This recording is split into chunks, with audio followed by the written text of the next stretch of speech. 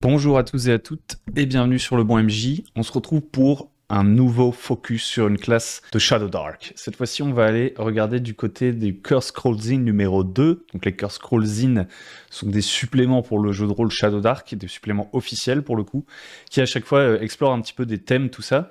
Alors maintenant qu'on a pas mal avancé, on en a fait quand même une paire de classes, je crois qu'on a vu 9 classes au total. Un truc que j'aimerais bien dire, c'est que je pense honnêtement que c'est pas forcément pas dire que c'est une mauvaise idée, mais c'est pas non plus forcément une bonne idée de mélanger ces curl scrolls tous ensemble. C'est-à-dire que les classes, elles vont peut-être un petit peu se marcher les unes sur les autres, et surtout, en fait, elles ont vraiment un feeling propre, une ambiance propre. Et je pense qu'elles méritent, en fait, chacun de ces suppléments, il mérite d'être joué un peu sous la forme de sa propre petite campagne, d'une certaine façon. C'est comme ça que je le vois maintenant. Parce que si vous prenez, par exemple, le guerrier, ça aurait aussi bien pu être un chevalier qu'un viking, qu'un pirate, qu'un spadassin, etc.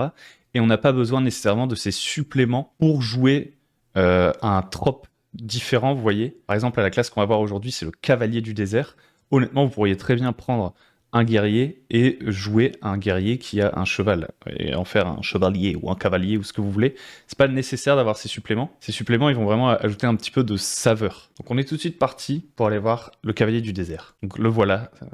C'est un demi-orc sur un cheval. Il est très très stylé. J'aime beaucoup cette illustration. Donc le Desert Rider, des barbares hurlants comme le tonnerre qui roule à travers les sables sur des chevaux sauvages, des elfes maniant des lames courbées sur le dos de chameaux d'argent, des bandits drapés de soie colorée faisant la course, etc. etc. Donc on est sur un cavalier et on va voir que c'est une classe qui est vraiment rattachée à sa monture pour le coup. Donc en tant qu'arme, on voit qu'il peut manier jusqu'à la pike, qui est une nouvelle arme. Il a la longue sword qui fait D8 dégâts, si je me souviens bien. Allons voir tout de suite cette pike, vite fait. La pike, c'est une arme qui fait 1 des 10 de dégâts, donc comme le marteau de guerre et tout, qui se manie à deux mains, qui prend 2 slots, et qui a une portée de 2 fois close. Donc 2 fois close, ça pourrait signifier qu'on peut frapper à travers un de nos alliés, et que potentiellement on va pouvoir utiliser sa longueur de manière stratégique, ça va être un peu arbitré. D'ailleurs, elle est de 2 fois close, donc ça veut dire qu'elle n'est pas de close. Donc ça veut dire que vous pourriez jouer un petit peu sur ce côté si l'adversaire il passe la pique, il passe la garde. Ensuite, on peut plus s'en servir. Il va falloir se servir d'une autre arme en termes pour ajouter un peu de la granularité au combat. Ensuite, en armure, il est assez léger puisqu'il a, il a juste la laser armor et le shield. Donc au mieux, il a 4 de dextérité, admettons. Il atteindra les 16 de classe d'armure. Mais bon, s'il a 4 de dextérité, en moyenne, il aura un petit 14 de classe d'armure à terme. Par contre, il a pas mal de points de vie. Il a un D8 points de vie, donc comme le guerrier. Ça, c'est intéressant. Et donc, ses capacités, c'est Mount et Charge. Donc, Charge, c'est 3 fois par jour. Vous pouvez charger dans le combat en vous déplaçant au moins d'une distance near avant d'attaquer. À chaque fois que vous faites ça, vos dégâts en mêlée sont doublés pour le round. Donc ça, c'est assez intéressant et on voit que ça ne dépend pas de la monture. C'est-à-dire que ça, des fois, c'est un peu le problème de certaines classes de cavaliers, de chevaliers et tout, que moi, j'apprécie pas trop. C'est qu'on leur met des capacités qui dépendent vraiment de leur monture et en fait, si vous jouez une campagne dans le désert, c'est pour ça que je disais que les suppléments, ils dépendent un peu aussi de ce que vous allez jouer. Le Desert Rider, si vous allez jouer dans des souterrains non-stop et que c'est pas toujours justifié que sa monture puisse le suivre, il est peut-être un peu moins adapté à ce genre de campagne. Alors que si vous allez faire plus du X-Scroll, vous battre dans des plaines, je sais pas quoi, là ça a plus de sens d'avoir la monture. Et donc le fait de mettre la charge qui soit pas dépendante de la monture comme capacité, qui fait juste qu'en fait, ça fait de ce combattant un combattant qui doit garder sa mobilité et qui perd un de ses meilleurs avantages si on l'immobilise, ou si on se bat dans un milieu un peu étroit, et que ça dépende pas de sa monture, je trouve ça intéressant. Ensuite, monture. Vous avez une monture classique, type chameau ou cheval, avec une demeanor, donc une sorte de une démarche, un comportement sympa, quoi. On va aller voir ça après. Elle vient quand vous l'appelez et n'y rechigne jamais. Vous ne pouvez avoir qu'une monture de ce type à la fois. Lorsque vous chevauchez votre monture, vous gagnez un bonus à la classe d'armure, ok, qui vient compenser un peu la laser armor, d'où le fait qu'il ne puisse pas avoir d'armure plus lourde pour pas que tout ça s'accumule. Quand vous êtes monté sur cette monture, vous gagnez un bonus de classe d'armure égal à la moitié de votre niveau arrondi à l'inférieur, donc 5 de classe d'armure. Au niveau 10, votre monture a des niveaux additionnels égaux à la moitié de votre niveau. Vous pouvez gratuitement descendre ou monter sur votre monture une fois par round. Si vous perdez votre monture, vous pouvez utiliser un downtime, un moment de pause un peu dans la campagne pour en obtenir une nouvelle et l'entraîner. Faites un test de charisme difficulté 15 pour la nouvelle créature, afin qu'elle devienne votre monture. À chaque tentative, on peut réduire de 1 la difficulté. Donc on va aller voir tout de suite un peu les histoires de montures. Donc page 29. Ok, là c'est nos montures. Donc on a le camel silver, donkey, elephant, horse, etc. Donc potentiellement, voilà, tout peut devenir une monture. Là, on en a quelques-unes. 2d6 plus charisme, ça lui donne sa personnalité, ce qui va être horrible, ornery, reliable, lovely. Donc de base, si vous êtes un cavalier du désert, on considère que vous avez fait 10+, que c'est lovely, et donc qu'elle est loyale, et qu'elle a une affection envers vous. Donc ça n'a pas d'impact mécanique forcément direct, mais ça peut aider le MJ à arbitrer la difficulté. Genre si par exemple, vous étiez pas un Desert Rider, mais que vous aviez un cheval, vous pourriez tirer aléatoirement un peu le comportement de ce cheval. Moi, par exemple, dans la Shadow March, on l'a pas fait ça. On n'a pas pris en compte cette règle optionnelle, donc c'est pas nécessaire d'avoir ça, mais ça peut donner un peu de saveur, une monture rebelle, etc. Peut-être que pour faire des trucs avec cette monture, il va falloir faire des jets de difficulté 15, 18, alors que si on essaie de faire vraiment des manœuvres avec une monture lovely, bah, on n'aura pas besoin de jeter les dés, on peut vraiment faire des trucs stylés gratuitement avec. Et si on essaie de faire vraiment des trucs ultra chauds, voilà, la difficulté sera réduite, ça permet de pondérer. Donc on voit qu'on a aussi qui sont ajoutés avec ce supplément des équipements pour protéger la monture. Parce qu'effectivement, vos ennemis vont pouvoir attaquer la monture. Ça, vous pouvez un peu, en fonction de la taille de l'adversaire, l'arbitrer, mais vous pouvez aussi le faire aléatoirement. Genre 1, 2, 3, c'est la monture qui est attaquée, 4, 5, 6, c'est son cavalier. Et donc qu'est-ce que ça fait les montures? Si on a des règles un petit peu plus développées, donc je pense que ça vaut le coup de se pencher dessus vu qu'on a la classe avec la monture. Donc déjà, une monture, ça peut transporter plus d'équipements, 5 fois sa force. Donc si par exemple, moi je décide d'avoir un chameau, disons que j'ai un cheval de guerre, parce que le chameau, il est pas dans ce bouquin-là. Donc si j'ai un cheval de guerre, classe d'armure 11, point de vie 15, blablablou, 15 de force. 15 de force. Plus 3 de force, pardon. Donc plus 3 de force, de modificateur de force, ça ferait que ce cheval pourrait porter jusqu'à 15 slots d'équipement, sachant que le cavalier compte comme 10 slots. C'est-à-dire qu'en fait, ça vous rajoute en soi 5 slots d'équipement transportable, à moins que vous preniez par exemple, je sais pas, justement des mules, des trucs comme ça que vous n'allez pas monter, ça peut vraiment vous permettre d'avoir plus de chargement. En termes de mouvement, quand on chevauche une monture, on utilise sa vitesse à la place de la nôtre. On peut la faire push. Donc pendant qu'on voyage, on peut push la monture pour avancer plus. Et donc du coup, c'est elle qui va faire les jets de constitution. Une monture qu'on pousse doit passer des tests de constitution, sinon elle sera incapable de voyager le lendemain. Donc ça je l'ai pas pris en compte. Moi, dans ma campagne, pareil, ça, j'ai un peu simplifié. Mais ça fait que si, par exemple, vous avez toute une caravane de mules, potentiellement, vous pourriez faire aussi, jeter un peu des dés à votre caravane qui transporte de l'équipement et tout. Donc, pourquoi pas. Combat. La plupart des montures ne se battent pas, n'attaquent pas. En fait, c'est le cavalier qui attaque. Par contre, une monture de niveau 7+, peut faire une attaque pendant le tour du cavalier, donc en plus. Normalement, monter ou démonter coûte le mouvement au cavalier, sachant que nous, notre classe de Desert Rider, pour lui, c'est gratuit.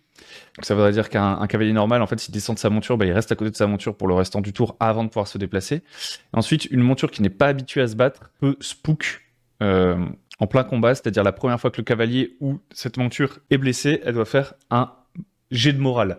Donc on comprend vite que avoir une monture, si on n'a pas la classe cavalier du désert, ça vient avec ses avantages, mais aussi ses contraintes. On va plus vite, on peut transporter plus d'équipements, certes. Peut-être qu'elle va se prendre des coups à notre place. Par contre, voilà, elle peut paniquer, etc., etc. Et on va vouloir faire monter en niveau notre monture. Alors, le Desert Rider, du coup, il peut faire monter en niveau sa monture? Oui, puisque la monture a des niveaux équivalents à la moitié du niveau du cavalier. Donc, ça veut dire que si, par exemple, je retourne voir mon horse, War Horse, là, lui, il est déjà niveau 3. Et donc, il suffit que j'arrive niveau 8 pour que, désormais, cette monture, elle puisse attaquer lors de mon tour, en plus de mon attaque à moi. Donc, qui est une attaque à +4 avec un D6. Donc, honnêtement, c'est pas négligeable, c'est quand même pas mal. Et puis après, on a d'autres montures. On a les Scrag, là, c'est des sortes de monstres du désert qui sont ajoutés dans le bestiaire de ce supplément sur le désert. Et eux, j'imagine, ils ont une meilleure attaque. Ah, ils ont plus de... Ah non, c'est pas ouf. Ah non, ils sont moins bien qu'un destrier, les Scrag. Ok. Par contre, ils ont plus de classes d'armure de base. Bon, voilà, on va pouvoir inventer des montures, tout ça. Donc si je retourne sur mon Desert Rider, du coup, ça, on a compris ses capacités. Et maintenant, on voit qu'il peut, alors, au niveau des talents, s'il fait 2, il peut utiliser n'importe quelle créature pour être chevauché. Parce que de base, oui, c'est vrai. C'est vrai que de base, c'est soit un chameau, un dromadaire, soit un cheval. Mais c'est pas un éléphant, etc. Ni un Scrag d'ailleurs du coup. Et en fait, à partir du moment où on a 2, là on va pouvoir utiliser des montures plus exotiques. Donc ça, je suis pas ultra fan. Parce qu'en fait, ce que ça sous-entend, ce serait qu'il y ait que cette classe qui peut monter ce genre de créature, alors qu'au cours d'une campagne bac à sable, bah, vous pouvez peut-être avoir envie justement que votre personnage il apprenne à monter des créatures et tout. Donc je trouve ça... Ah bon, vous allez me dire, il y a d'autres règles comme ça qui sont complètement arbitraires, hein, du style que certaines classes puissent pas utiliser certaines armures et tout, c'est pas réalisé du tout. Mais voilà, je sais pas. En fait, c'est là où, encore une fois, je dirais qu'il faut pas trop multiplier les classes, etc. Et qu'il faut pas trop se charger l'esprit avec toutes les classes, parce que si vous n'aviez pas ce supplément, vous ne sauriez pas qu'il existe une classe qui a besoin d'un talent, enfin, et ce qui la rend unique. Elle a le talent de monter des créatures spéciales, donc vous l'auriez peut-être autorisé à vos autres classes. Donc je pense qu'il y a une balance au nombre de classes que vous voulez mettre dans le jeu. Je décide de mettre le Desert Rider dans le jeu, et que toutes les classes peuvent monter n'importe quelle créature. Bah du coup, le Desert Rider, il y a un de ses talents qui sert plus à grand chose. Donc à partir du moment où je mets le Desert Rider dans la game, vous voyez, je me dis, je peux peut-être pas autoriser les autres. Par contre, si je l'exclus, bah, je vois pas pourquoi je n'autoriserais pas les autres. Vous voyez, c'est un peu ça l'équilibre à trouver. Et c'est là où, voilà, les suppléments, il faut venir un peu choisir, trier, faire son picking un peu. Et vous choisir ce que vous voulez mettre en place à votre table. Après, vous pourriez inventer un autre talent et tout, hein. Vous faites ce que vous voulez. Vous pouvez modifier les classes, tout ça, tout ça. Bon.